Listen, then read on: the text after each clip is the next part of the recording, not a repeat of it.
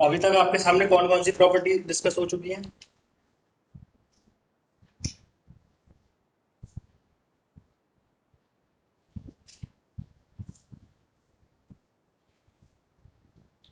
कौन कौन सी प्रॉपर्टी आपके सामने डिस्कस हो चुकी है?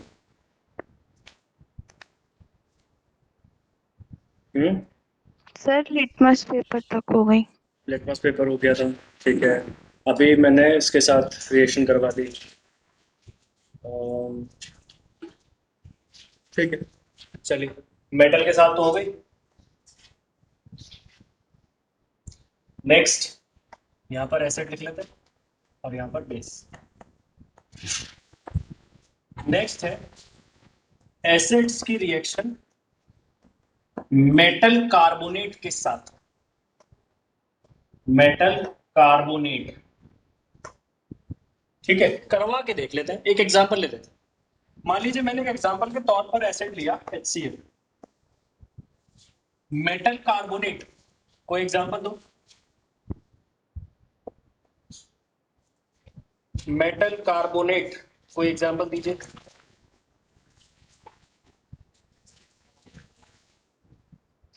Calcium carbonate. हाँ, कैल्शियम कार्बोनेट ले लो, Na2CO3 ले लो, whatever you want. Metal चाहिए और एक इसका कार्बोनेट चाहिए, ठीक है।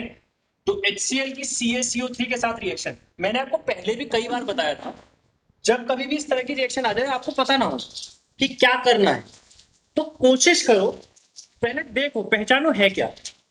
तो इसे पहचानने में आपको एक कॉमन बात दिखाई दे रही होगी, मे बी शायद आपको दिखाई दे रही है, ये भी अपने आप में एक कंपाउंड है और ये भी अपने आप में एक कंपाउंड है, यानी कि इसके पास भी कैटायन और एनायन है, इसके पास भी कैटायन और एनायन है। तो जब भी इस तरह की चीज आया करे तो आप उसके आयंस को एक्सचेंज कर दो, यानी कि इसका माइनस इसके प्लस के साथ, ठीक है, और इसका प्लस इसके माइनस के साथ। जरा मिलाकर देखो क्या बनता है।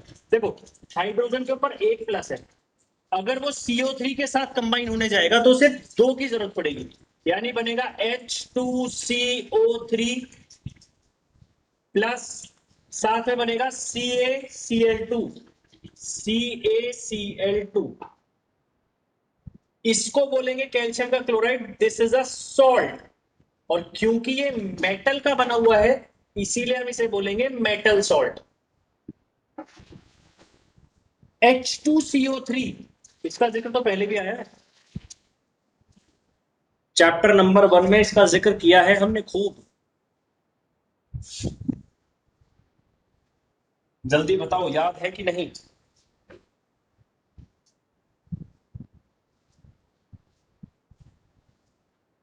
चैप्टर 1 में इसका जिक्र हुआ है।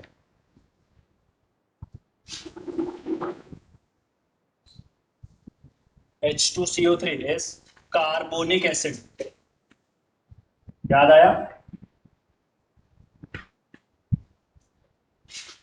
कार्बोनिक एसिड ये इतना वीक है कि बनते ही टूट जाता है। This is nothing but the Coca Cola, मैंने समझाया था यार, कोका कोला यही तो है, जिसे आप सोडा वाटर बोलते हो, यही तो है। सोचो H2O को के अंदर CO2 गैस पास कर दो, वही तो सोडा वाटर है। अगर आप CO2 को उसके अंदर पास कर दोगे क्या बनेगा? H2CO3 तो बनेगा, ठीक है। तो ध्यान रखिएगा, this is a reversible reaction. CO2 जितना जल्दी वाटर के अंदर जाकर डिसॉल्व होती है उतनी जल्दी बाहर भी आ जाती है, क्योंकि एक्चुअली वो डिसॉल्व नहीं होती, वो सिर्फ उसके अंदर डिस्पर्स हो जाती है, ठीक है। और जैसे ही आप ऊपर का प्रेशर हटाओगे CO2 वापस। तो ध्यान रखिएगा, जैसे यहां पर H2CO3 बनेगा, ये एक्चुअल में बनता तो H2CO3 है, बट बनते ही क्योंकि टूट जाता है तो एक्चुअल में हमें रिएक्शन क्या दिखाई देती है कि साफ CaCl2 बना है plus H2O plus CO2। This is what salt, metal का salt, this is what water and CO2, ठीक है। तो एक कॉमन रिएक्शन हो गई, एक कॉमन रिएक्शन हो गई, एसिड मेटल कार्बोनेट के साथ रिएक्ट करके मेटल का सॉल्ट बनाते हैं plus CO2 plus H2O liberate होता है। ठीक है, अगर आप बेस से पूछने जाओगे तो बेस बोलेगा मैं तो झांकूंगा भी नहीं, जिससे एसिड रिएक्शन कर गया मैं उसकी तरफ देखूंगा भी नहीं। मेटल के साथ तो चलो निपटा लिया काम, लेकिन बेस के साथ मेटल कार्बोनेट की कोई रिएक्शन नहीं होती। मेटल कार्बोनेट के साथ नो रिएक्शन, कोई रिएक्शन नहीं होती। ठीक है, अच्छा इस वाली बात से एक बड़ी कमाल की बात समझ में आई। अगर कोई जरा देख पा रहा है तो एक बात मुझे इसमें दिखाए, एसिड दिखाई दे रहा है, मैं तीन चीजें मार्क कर रहा हूं, जरा ध्यान से देखना और डॉट को कनेक्ट करना। एसिड, मेटल सॉल्ट, ठीक है, इसमें से भी भाई मेटल के ही होते हैं सॉल्ट, इसीलिए मेटल सॉल्ट पे इतना ज्यादा गौर मत करना, ऐसा समझ रहे सॉल्ट लिखा हुआ है। सॉल्ट प्लस वाटर, तीन चीजें मार्क करी है मैंने, एसिड, सॉल्ट, वाटर। कुछ याद आ रहा है?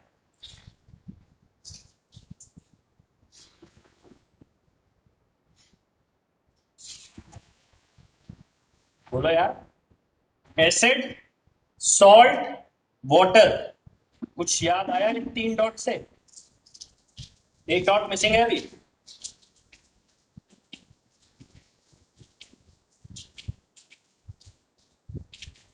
नहीं आया?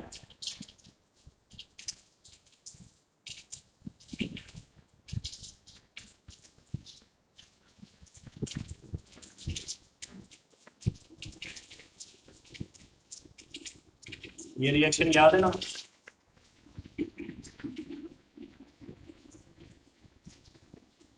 H2O, ये रिएक्शन याद है?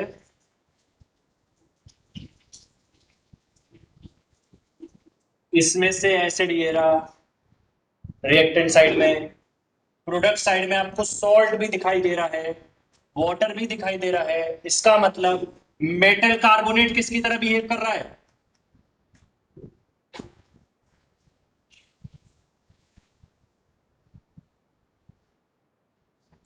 बोलो भाई, ये वाली बात समझ में आ रही है?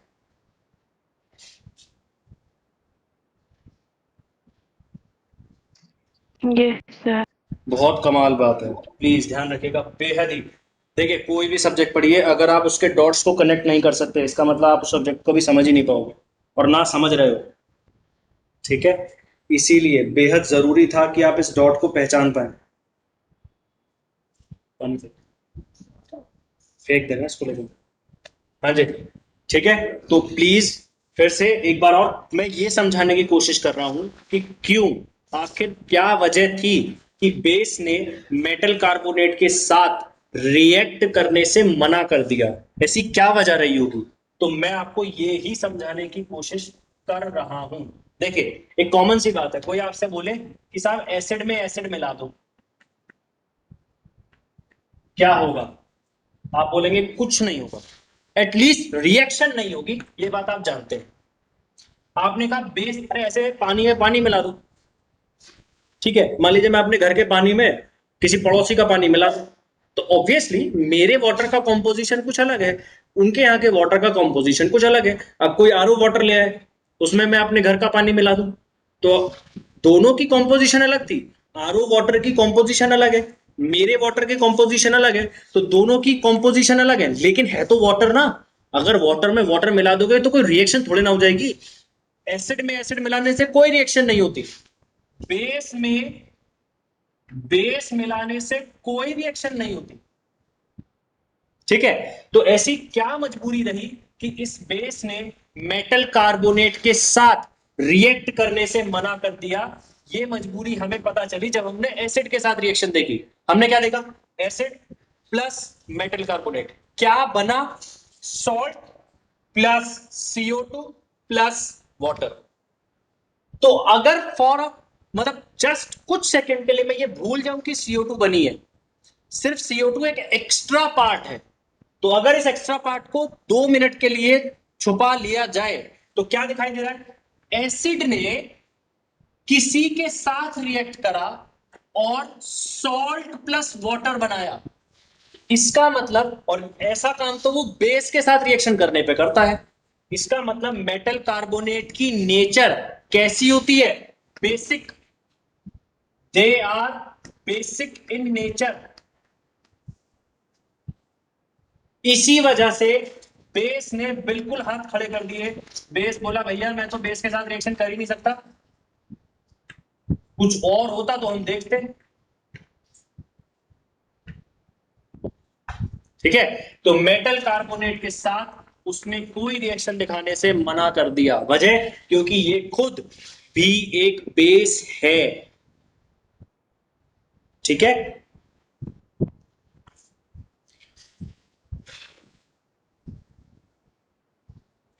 अच्छा ध्यान से सुनते जाना, ये खुद भी एक बेस है। मेटल कार्बोनेट का एक एग्जांपल सोडियम कार्बोनेट भी है। मैं यूज करूंगा इस वाली बात को आगे। सोडियम कार्बोनेट एक एग्जांपल है मेटल कार्बोनेट का। ठीक है, और ये एक बेस है, याद रखिएगा। आगे चलते हैं।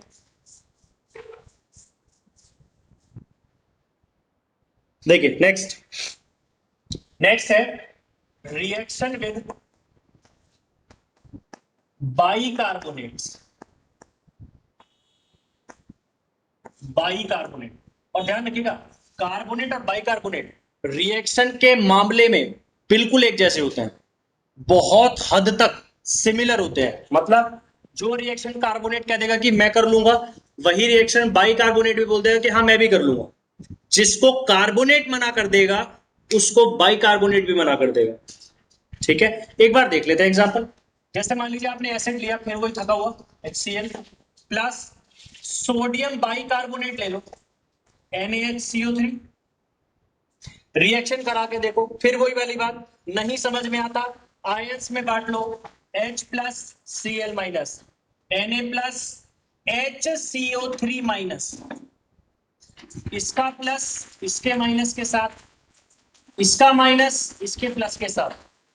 देखो जरा क्या बनता है, NaCl सॉल्ट बन गया प्लस H2CO3, फिर से भाई क्या बनेगा टूटकर, H2O प्लस CO2। ध्यान से देखो, सॉल्ट प्लस वाटर, और ये एसिड है। ध्यान से सुनना, दिस इज एसिड, ये सॉल्ट है ही, ये वाटर है। इसका मतलब पक्का गारंटी से ये जो कुछ भी है ये बेसिक नेचर का है, ये बेस की नेचर का है। तो क्या बेस इसके साथ रिएक्शन करेगा? 100% नहीं, मना कर देगा बिल्कुल। ठीक है, तो इस बिल्कुल सेम वे में लिखा जाएगा, यानी कि acid plus metal bicarbonate, metal bicarbonate के साथ रिएक्ट करके एसिड क्या बनाते हैं, सॉल्ट बनाते हैं मेटल का, वाटर बनाते हैं, और साथ में CO2 गैस का लिबरेशन होता है। ठीक है, ये तो हो गई एसिड के साथ। और व्हाट अबाउट बेस? तो बेस इस रिएक्शन को परफॉर्म नहीं करते। Base do not give any reaction with metal bicarbonates. Bicarbonates के साथ कोई रिएक्शन नहीं देते बेस। ठीक है जी, तो ये दो बातें आपके भयंकर काम आने वाली हैं, बहुत ज्यादा काम आने वाली है। ठीक है, जैसे ही मैंने ये वाली बात लिखी आपके दिमाग में एक बात क्लिक कर जानी चाहिए थी, इसका मतलब तो सर NaHCO3 भी एक बेस है, 100% बेस है। और याद करो ये ही तो है जो इनो के अंदर मेन कंटेंट है। जो घर में आप पीते हो ना इनो, एसिडिटी गायब सिर्फ 6 सेकंड में, वो उसका मेन कॉन्स्टिट्यूएंट NaHCO3 है, जिसे हम बेकिंग सोडा भी कहते हैं। घर में आप पूछोगे तो खाने का सोडा, ठीक है, दिस इज बेकिंग सोडा।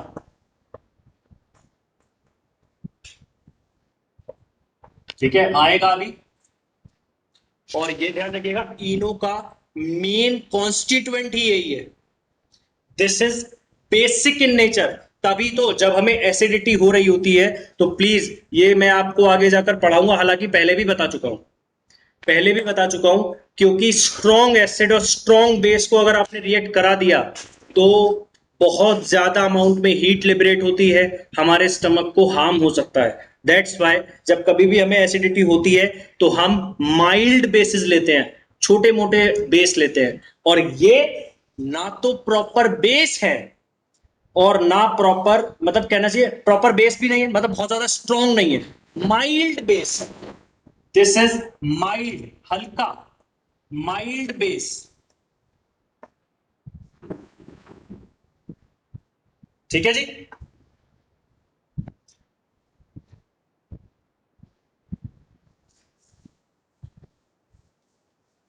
बस इसमें इतना ही था।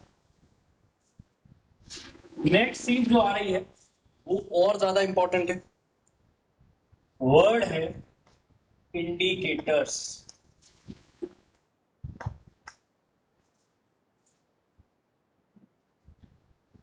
ठीक है, इंडिकेटर्स। इंडिकेटर्स क्या होते हैं?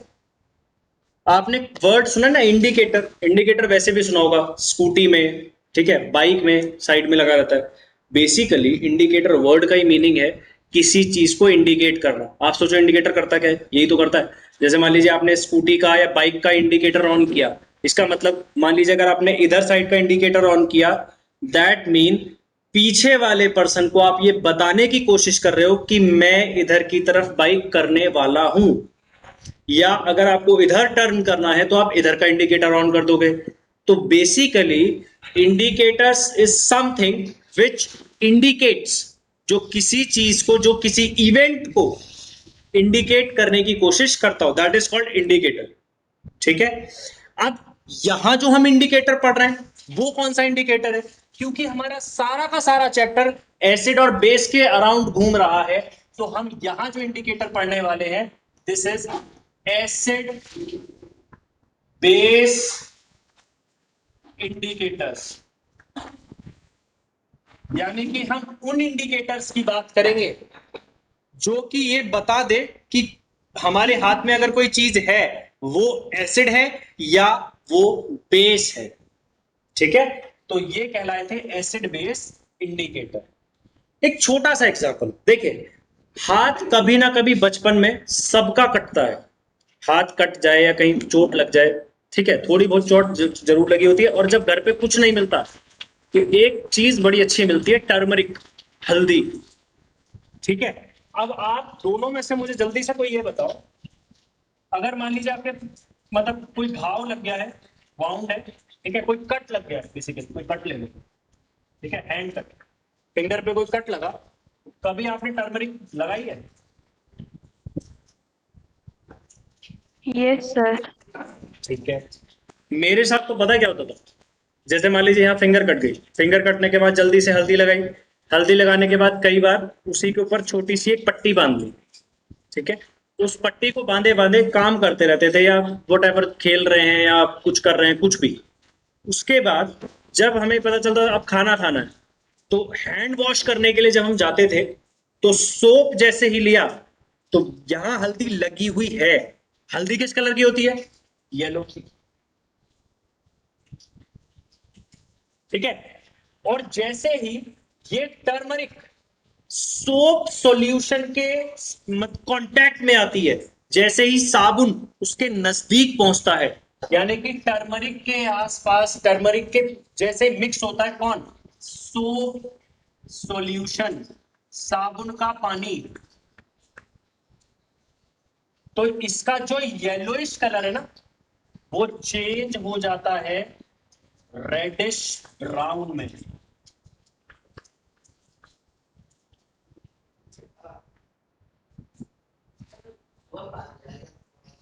किसमें कन्वर्ट हो जाएगा?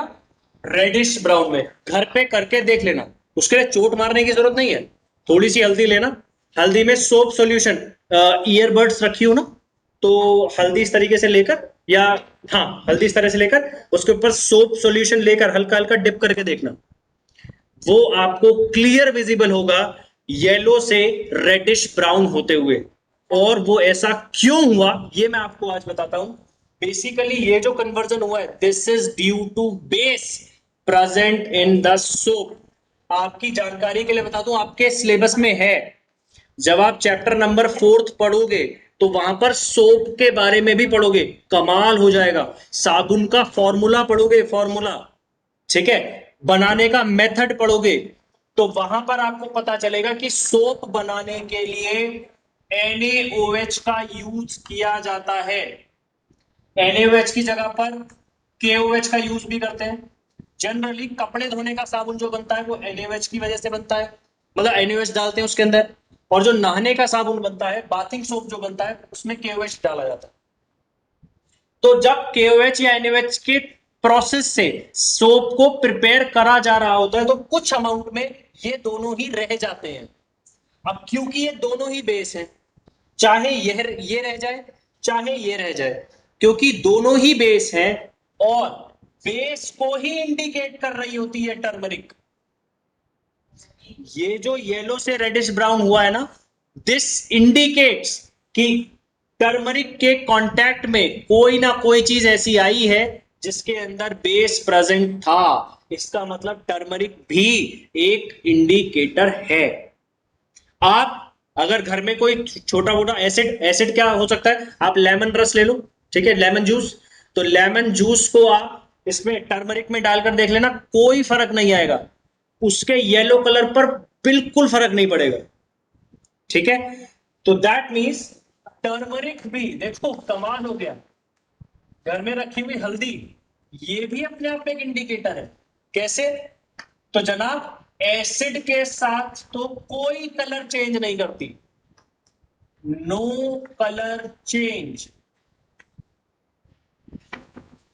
ठीक है, एसिड के साथ तो कलर चेंज करती ही नहीं, लेकिन बेस के साथ कलर चेंज कर देती है। बेस के साथ येलो से रेडिश ब्राउन में कन्वर्ट हो जाती है। तो ये हल्दी का इंडिकेटर नेचर ही तो है, ठीक है। तो अभी तो इंट्रो भी नहीं करा था अभी इससे, अभी तो सिर्फ हमने ये समझा है कि इंडिकेटर्स होते क्या है। Indicators are something which indicates the presence of anything, मतलब स्पेसिफिक पर्पस के लिए हम लोग यूज करते हैं। यहां पर जो हम इंडिकेटर पढ़ने वाले हैं वो एसिड बेस इंडिकेटर, यानी कि ये वो इंडिकेटर्स होंगे जो आपको बताएंगे कि उनके संपर्क में कोई एसिड आया है या उनके कांटेक्ट में कोई बेस आया है, ठीक है। न्यूट्रल चीजों के बारे में ये कुछ नहीं बताते, ठीक है। तो ये स्पेसिफिक बताते हैं एसिड और बेस के लिए, ठीक। न्यूट्रल की कैटेगरी तो हमें एक्सपेरिमेंटली या कुछ और टेक्निक्स भी है, हालांकि एक इंडिकेटर ऐसा भी है जो न्यूट्रल को भी बताता है, ठीक है। तो वो सीखेंगे क्या है क्या नहीं, ठीक। फिलहाल तो मीटिंग का टाइम ओवर होने वाला है। बाकी सभी को एक बार ग्रुप पे मैसेज मत करना, ग्रुप पे एक मैं ही मैसेज करूंगा। इस तरीके से अगर चलता रहा तो सॉरी, मैं कंटिन्यू नहीं करूंगा, ठीक है। आज के लिए माफी है, बस।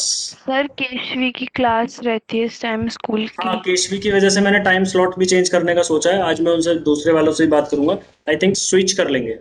12:30 बजे से उनका हो जाएगा 11th वालों का, और आपका 12:30 1:30, ओके। या इवनिंग का देख लेंगे, दोपहर के टाइम में थोड़ा बोरिंग भी हो जाता है, तो देख लेंगे इवनिंग के टाइम में, ठीक है। सर 1:30 ठीक है। चलो 1:30, कोशिश मेरी 1:30 की रहेगी, मेरे पास से तो थोड़ा काम ही हल्का हो, ठीक है साहब। डालता हूँ ग्रुप पे थोड़ी देर में मैसेज। चलिए, good afternoon. Good afternoon sir.